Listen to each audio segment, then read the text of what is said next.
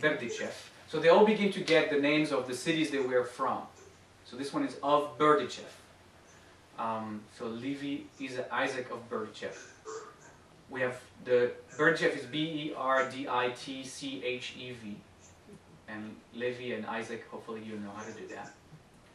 Then there was the seer, S-E-E-R, the one who could see, the seer of Lublin, L-U-B-L-I-N.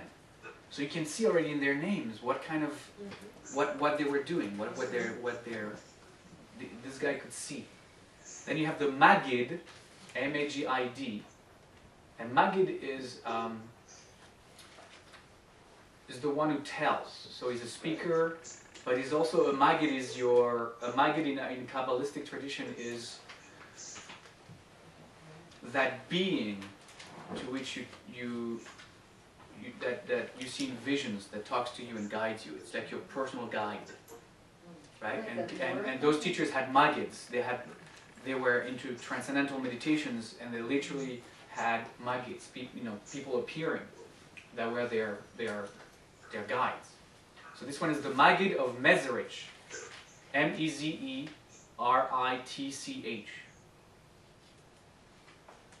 And then two others that you all probably know. Rabbi Nachman of Bratslav, whose school, the Bratslav Hasidic, still exists today. When we were in Jerusalem recently, those of you who were there, they were the ones with the white kippahs. So those are still there, and they're still in Jerusalem. And Rabbi Schneur Zalman of Liadi. So Schneur is S-C-H-N-E-U-R. Zalman is Z-A-L-M-A-N, and he's from the town of Liadi, L-Y-A-D-I. And he's the founder of Chabad, the Chabad school of mystics. The Chabad still exists and is very strong. Most of the schools disappeared during the Holocaust. The Holocaust decimated all of those mystics and mystical schools. There are a few who survived because the rabbis were prescient enough that they fled before it was too late.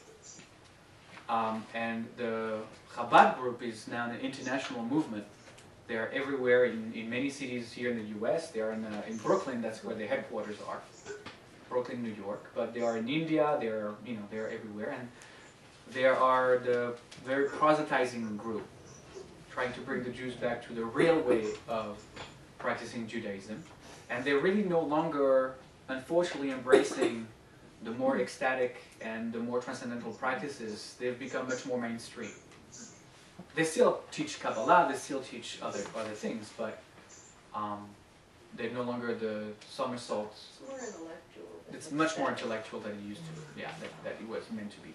And the major book of the Schneur Zalman of Liadi is the Tanya, T-A-N-Y-A. I'm saying that because in the fall we might be studying this together. Some of you might be interested. T-A-N-Y-A. So the seventh period is a period that is actually happening parallel to the sixth one, and that's the Lithuanian school of Kabbalah. So the school that I just mentioned was mostly all in Poland, but in Lithuania, which is more towards Russia, there was another school that came out, and it was called the Lithuanian School of Kabbalah, and School of the Mitnagdim, M-I-T-N-A-G-E-D. And Mitnaged literally means to oppose. So it was a school that opposed the school of Hasidism. That's the people who thought they were crazy, doing somersaults in synagogues. They also opposed the fact that the Hasidim stopped studying the Talmud and only concentrated on the Torah. Well, the Mitnagdim said, no, the Torah is secondary, the Talmud is the main text that you want to study. Mostly, though, their major opposition to Hasidism was because of the Rebbe, was because of the construct of those communities that had that tzaddik, that Rebbe in the middle of it. Because for them, he was an extension of Shabtai Tzvi. What they saw in the Rebbe of the Hasidic was Here's another messianic